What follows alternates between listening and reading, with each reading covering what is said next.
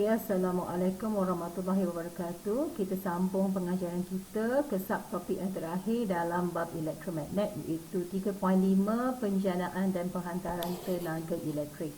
Okey, sebelum kita mula, kita tengok dulu bagaimana tenaga elektrik dijanakan. Jadi sebelum kita nak tengok bagaimana tenaga elektrik dijanakan, kita tengok sumber-sumber tenaga dahulu. Sumber tenaga yang ada untuk menjana tenaga elektrik terbahagi kepada dua. Dia terbahagi kepada dua. Yang pertama kita panggil sumber tenaga boleh baru. Dan yang kedua sumber tenaga tidak boleh baru. Apa maksud sumber tenaga boleh baru? Sumber tenaga boleh baru bermakna bahan itu, sumber tenaga itu boleh diganti secara berterusan dan tidak akan habis. Contohnya kita ada bahan api biogesim. Bahan api biogesim, geotherma, kuasa hidro, tenaga solar dan kuasa pasang surut. What is kuasa pasang surut? Kuasa pasang surut adalah kuasa ombak, ombak yang ada dekat laut, ataupun apa saja ombak lah. Kalau dekat sungai yang deras pun boleh juga diperkenali sebagai kuasa pasang surut. Kemudian kita lihat sumber satu lagi, sumber tenaga tidak boleh baharu. Bermakna tenaga yang digunakan tidak boleh diganti. Contohnya sumber fosil lah, sumber fosil yang ada yang digunakan untuk menjana tenaga elektrik daripada zaman dahulu lagi, iaitu arang batu, minyak mentah, of course, minyak mentah iaitu petroleum dan sebagainya. Kita ada gas asli dan juga kita ada juga tenaga nuklear. Di setengah-setengah negara tenaga nuklear digunakan untuk menjana tenaga tenaga elektrik. Kita lihat jenis-jenis penjanaan. Daripada sumber tadi, kat sini cikgu bagi dua contoh saja. Satu daripada contoh sumber tenaga tidak boleh baharu, iaitu menggunakan arang batu sebagai bahan api fosil, di mana arang batu ini akan dibakar. Jadi bila ia dibakar, dia akan menghasilkan tenaga haba. Tenaga haba tadi akan digunakan untuk menghasilkan wak bertekanan tinggi bagi memacu penjana ataupun generator. Kita dah belajar sebelum ini dalam bab aruhan elektromagnet, penjana arus ulang alik. Jadi begitulah konsep yang digunakan. Jadi dia nak memacu penjana dia akan menggunakan tenaga haba daripada pembakaran sumber tenaga ini tadi. Jadi kita lihat perubahan tenaga yang berlaku di sini adalah tenaga kimia. Kenapa tenaga kimia? Daripada pembakaran bahan api fosil seperti arang batu tadi. Jadi bila dibakar, dia akan bertukar menjadi tenaga haba. Maka tenaga haba ini akan memacu penjana ataupun generator. So ada perubahan flux magnet lah, sebab penjana elektrik tadi berada dalam medan magnet. Dia akan berputar dalam medan magnet mengarahkan arus elektrik. Jadi hasillah tenaga elektrik akan dibekalkan untuk digunakan oleh manusia. Itu adalah contoh daripada sumber tenaga tidak boleh baru. Kita lihat bagaimana sumber tenaga boleh baru menjanakan tenaga elektrik.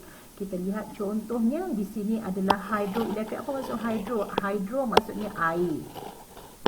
Jadi dia menggunakan air daripada empangan besar yang dibina melintasi sungai.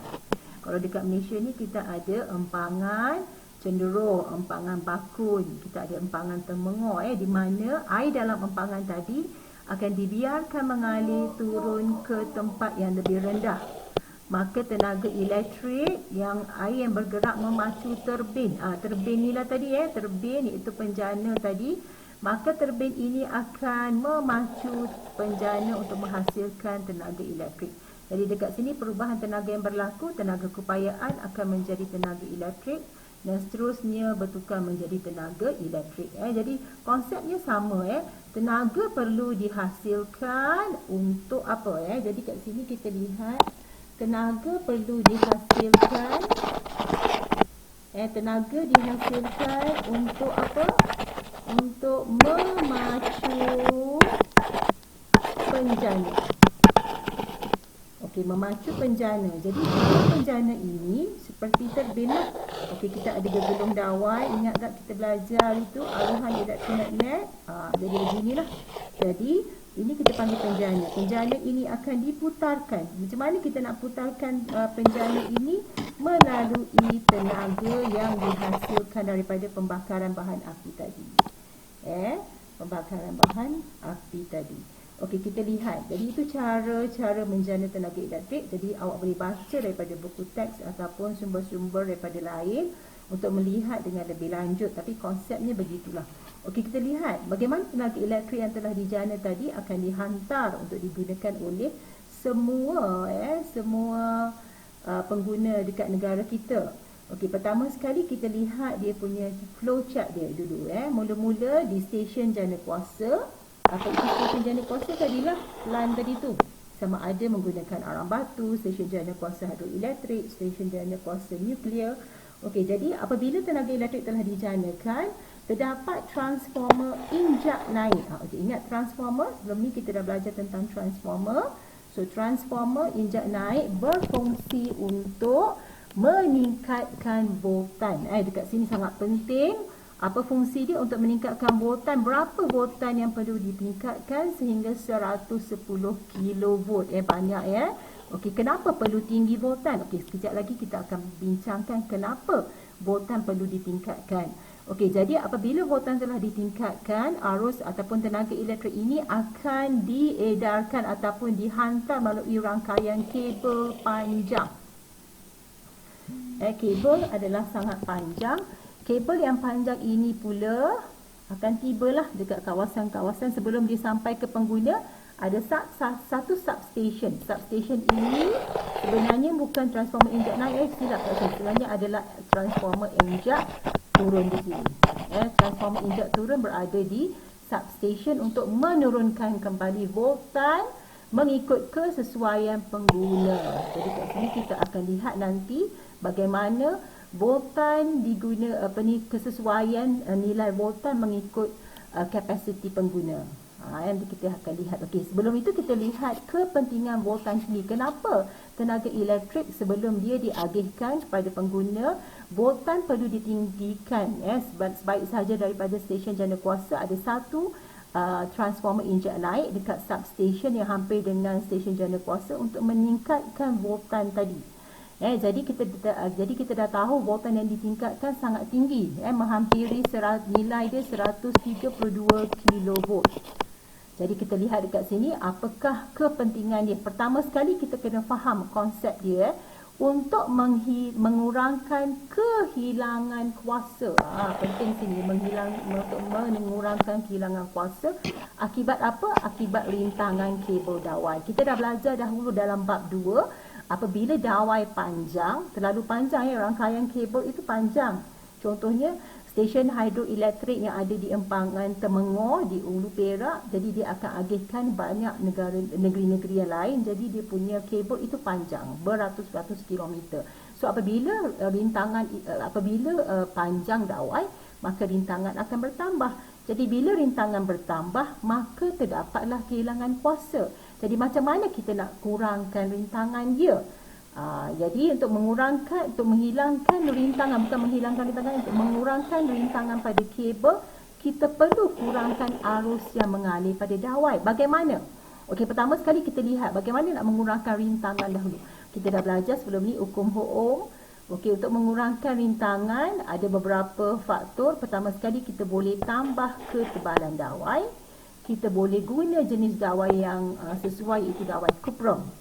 Itu pentingnya. Ini adalah cara untuk mengurangkan rintangan. Yang kedua, okey, sekarang ni yang penting tadi, kenapa perlu kita tingkatkan voltan untuk mengurangkan kehilangan kuasa? Kenapa? Okey, kita lihat formula. Kita dah belajar formula ini. P sama dengan V darab I. Ini formula yang kita dah belajar masa bab 2. Apa itu P? P adalah kuasa. V adalah voltan, manakala I adalah arus. Jadi daripada formula ini kita tahu voltan adalah berkadar songsang dengan arus. Maka apabila voltan berkadar songsang dengan arus, maksudnya kalau arus itu tinggi, bermakna voltan adalah rendah. Jadi dalam kes ini arus perlu dikurangkan. Kenapa kita nak kurangkan arus? Kita nak kurangkan arus supaya kehilangan kita nak kurangkan arus supaya rintangan tadi itu dapat dikurangkan. Jadi bagaimana kita nak kurangkan rintangan? Kita kurangkan arus. Jadi bila kita kurangkan arus, voltan perlu ditinggikan. Jadi daripada formula kita dah belajar sebelum ini, formula hukum Ohm. Formula hukum Ohm. Itu formula hukum Ohm, V sama dengan IR. Maka di sini V sama dengan IR. Kita gantikan nilai V sama dengan IR ke dalam formula ini. Maka kita akan dapat P sama dengan I kuasa 2R. Okey, jadi maka untuk mengurangkan arus, voltan perlu ditingkatkan. Semakin tinggi voltan, maka semakin kuranglah kehilangan kuasa. Jadi apakah kepentingan voltan yang tinggi? Untuk untuk mengurangkan kehilangan kuasa. Okey, faham ya? Okey, so kita dah faham bagaimana kenapa voltan perlu ditingkatkan. Sekarang kita lihat rangkaian penghantaran tenaga elektrik dekat negara kita. Bagaimana rangkaian ini berfungsi? Okey, secara umumnya, kita dah lihat tadi, kita ada apa tadi? Kita ada power station. Power station iaitu menjanakan tenaga elektrik. Di tepi power station dia ada apa tadi tu? Ada satu substation yang mempunyai transformer. Apa fungsi transformer tadi? Transformer apa yang dekat sini? Transformer injak naik. Apa fungsi transformer injak naik? Untuk meningkatkan voltan. Apabila voltan telah ditinggikan, maka apa yang akan dikurangkan? Kehilangan kuasa. Sebab tenaga elektrik ini akan diagihkan ke kawasan semua dekat negeri-negeri dekat Malaysia. So jarak antara satu stesen ke satu stesen yang lain agak jauh. Jadi bila jauh, rintangan tinggi. So kita nak kurangkan rintangan, kita kurangkan arus. Untuk mengurangkan arus, kita tingkatkan voltan. Bila kita tingkatkan voltan, maka kehilangan kuasa dapat dikurangkan. Jadi kat sini penting tujuan untuk mengurangkan arus yang mengalir melalui grid, seterusnya mengurangkan kehilangan kuasa semasa penghantaran. Sangat penting di sini. Okey, kita lihat. Okey, daripada stesen tadi tu, substation di mana voltan ditinggikan, maka dia akan melalui satu rangkaian kabel yang jauh. So rangkaian kabel ini kita kenali sebagai rangkaian grid nasional. Okey So rangkaian grid nasional ini, bila dia dah sampai ke substation yang berkaitan, maka voltan akan diturunkan semula berkesesuaian dengan kegunaan pengguna. Contohnya kalau penggunaan domestik, contohnya kita dekat rumah, kita dekat sekolah, kita menggunakan 240 volt. Tetapi kalau di kawasan industri berat menggunakan voltan yang agak tinggi, iaitu 33 kV. Industri ringan 11 kV, manakala pejabat hospital dan sebagainya ataupun shopping mall dia menggunakan banyak tenaga, maka dia akan menggunakan voltan yang lebih tinggi sedikit berbanding domestik. Jadi ini adalah yang dikenali sebagai rangkaian grid nasional Okey, apakah kepentingan rangkaian grid nasional ini? Okey, so dia adalah kepentingan dia. Kita lihat antaranya yang pertama, jika stesen tertentu rosak ataupun ditutup untuk kerja-kerja penyelenggaraan, stesen lain boleh membekalkan tenaga elektrik kepada kawasan yang terjejas. Contohnya kat sini tadi. Kita dekat rumah kita kat sini. So dia ada banyak rangkaian yang di luar. So kalau satu stesen ini dirosak, dia shut down, dia masih lagi boleh disambungkan dengan stesen-stesen yang lain. Okey. Kedua, untuk mengurangkan kos keseluruhan penjanaan dan penghantaran. Stesen yang kurang cekap akan ditutup untuk tempoh luar puncak. Apa maksud tempoh luar puncak? Maksudnya peak hours lah. Kalau peak hours contohnya waktu orang menggunakan tenaga elektrik yang banyak, seperti waktu siang. Waktu siang, waktu puncak banyak. Kalau waktu malam, dia akan tutup lah. Sebab stesen yang kurang cekap tadi tak perlu digunakan untuk menghantar tenaga elektrik. Jadi ditutup. So dia boleh mengurangkan kos keseluruhan. Penghantaran ini dia ada kos dia lah. Okey, kemudian yang ketiga, penghantaran voltan tinggi juga dapat menjimatkan kos penjanaan.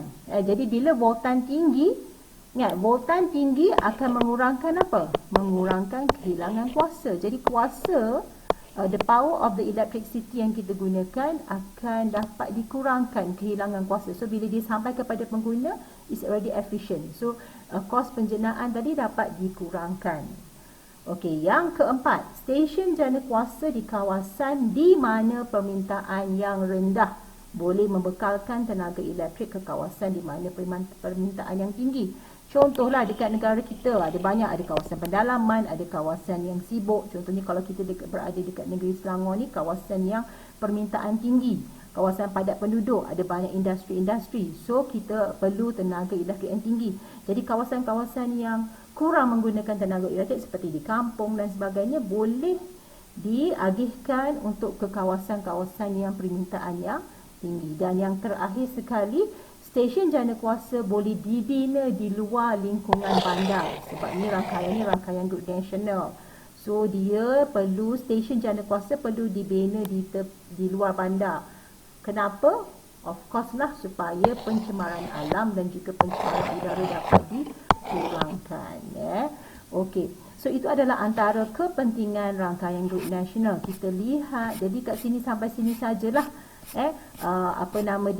Cara penjanaan dan penghantaran tenaga elektrik. Okey, nanti di sesi yang akan datang, cikgu akan terangkan, cikgu akan tunjuk pula bagaimana kita nak menjawab soalan-soalan yang berkaitan dengan penjanaan dan tenaga elektrik. Sehingga kita bertemu di lain masa. Okey, Assalamualaikum warahmatullahi wabarakatuh dan selamat